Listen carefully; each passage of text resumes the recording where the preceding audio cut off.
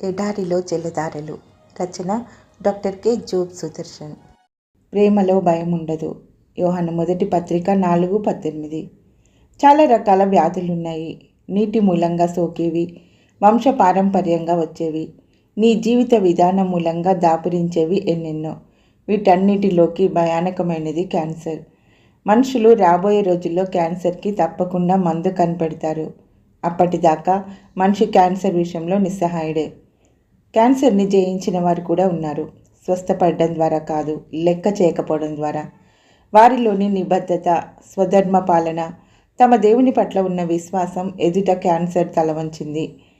ఒక క్రైస్తవ కుటుంబంలో జరిగిన విషయం యేసు ప్రభు భక్తులకు ఆయనిచ్చే మనోనిబ్బరం, ధీరత్వం వారు ఏ వ్యాధినైనా బాధనైనా అధిగమించేలా చేస్తుందని రుజువు చేసింది. భార్యాభర్తలిద్దరూ ఉన్నతోద్యోగాలు చేసి రిటైర్ అయి ఉన్నారు.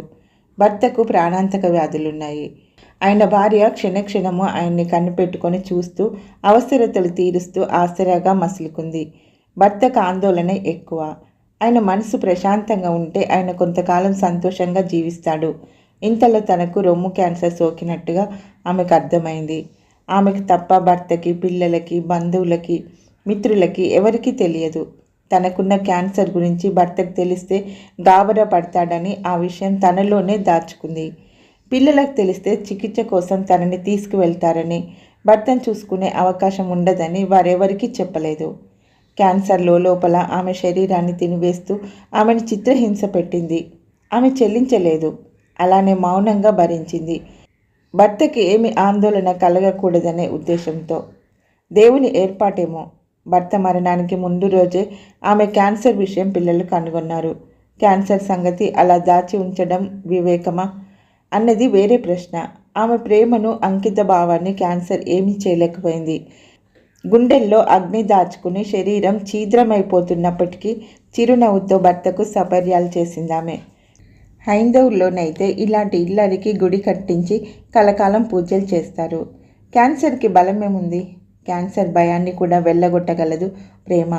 క్యాన్సర్కి ప్రేమపై గెలుపొందడం చేతకాదు. క్యాన్సర్కి విశ్వాసాన్ని వమ్ము చేయడం చేతకాదు. క్యాన్సర్కి మనశ్శాంతిని ముక్కలు చేయడం చేతకాదు. క్యాన్సర్కి మనోనిబ్బరాన్ని మాన్పడం చేతకాదు. క్యాన్సర్కి విద్యుక్త ధర్మాన్ని విరగగొట్టడం చేతకాదు. క్యాన్సర్కి ధైర్యాన్ని దూరం చేయడం చేతకాదు. క్యాన్సర్ మనసుకు అంటదు.